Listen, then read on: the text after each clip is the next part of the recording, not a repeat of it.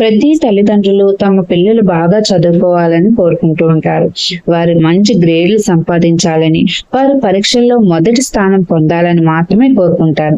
చదువుకునే పిల్లలందరూ మొదటి మార్కులు పొందడం సాధ్యం కాదు, కానీ వారి యొక్క నైపుణ్యాలను అభివృద్ధి చేసుకోవడానికి మరియు వారిని చదువులలో ఉత్తమంగా చేయడానికి వారికి జ్ఞాపక శక్తి అవసరం. ఈ ఆధ్యాత్మిక వీడియోలో వారికి మరింత శక్తిని అందించడానికి మరియు వారి చదువులో మరింత పురోగతి సాధించడానికి గణేశుణ్ణి ఎలా పూజించాలో మనం తెలుసుకుందాం. అయితే వీడియోలోకి వెళ్ళబోయే ముందు అందరికీ నమస్కారం అండి. Welcome back to Uma's cute home. మన శ్రీ పంచమి పూజా నీడ్స్ లో అన్ని రకాల పూజా సామాగ్రి అందుబాటులో ఉందండి.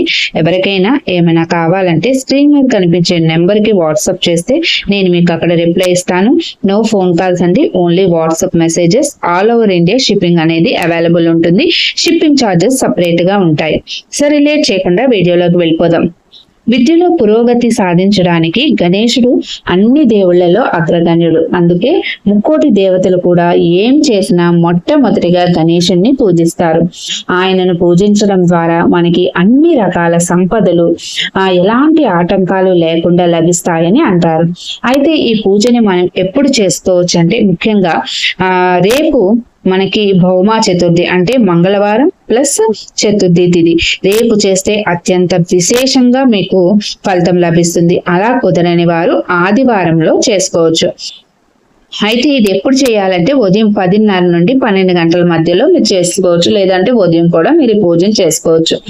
ఆదివారం చేసేవారు ప్రతి ఆదివారం గణేశుణ్ణి పూజించడం వల్ల పిల్లల విద్యా జ్ఞానం ఎలా పెరుగుతుందో తెలుసుకుందాం.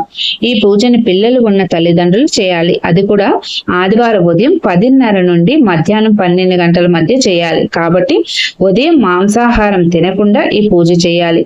ఇంకా తప్పకుండా తినాలి అనుకుంటే మాత్రం పూజ అయిన తర్వాత తినొచ్చు, కానీ వీలైనంత వరకు ఆ రోజు మాంసాహారానికి దూరంగా ఉండడం మంచిది.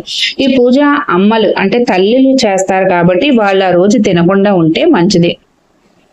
ఈ పూజను వరుసగా 9 ఆదివారాలు రేపు చేసుకోవచ్చు. ఆ తర్వాత 9 ఆదివారాలు చేయాలి. దీనికోసం మనకు గణేశుడికి ఎంతో ప్రీతికరమైన ఇష్టమైన మందార పువ్వులు అవసరం అన్నమాట. 27 మందార పువ్వులను కోసి వాటిని పూల మాలగా కట్టి నేను ముందు చెప్పాను కదా, ఆ సమయంలో మీ పూజ గదిలో ఉండే గణేశుడికి వేసి 2 నెయ్యి దీపాలు వెలిగించి పిల్లల చదువుల్లో మంచి పురోగతి ఉండాలని, వారు బాగా చదువుకోవాలని హృదయపూర్వకంగా ప్రార్థించాలి.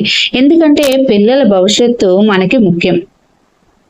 బహుశా మీకు 27 మందార పువ్వులు అందుబాటులో లేకపోతే మందార పువ్వులకు బదులు యాలకులు మందార పువ్వులతో సమానంగా చెప్తారు కాబట్టి 27 యాలకులను పూల మాలగా కట్టి, మనం మాల వేస్తాం కదా, ఆ విధంగా కట్టి దీపం వెలిగించి గణేశుడికి మనం ఆ మాలను వేసి పిల్లల్లో మంచి చదువులో పురోగతి ఉండాలని మనం వేడుకోవాలి.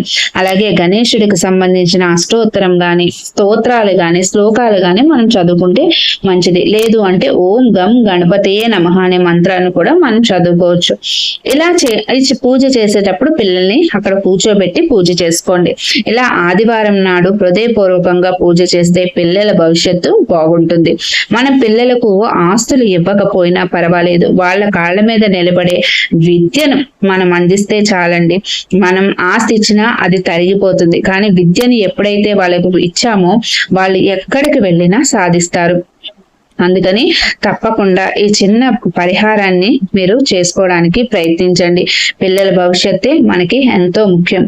మళ్ళీ ఇంకొక మంచి వీడియోతో మేము ముందుకు వస్తాను. అంతవరకు సెలవు. నేను మీ ఉమా. ధన్యవాదాలు. సర్వే జనా సుఖినో భవంతు. జై హింద్. స్వస్తి.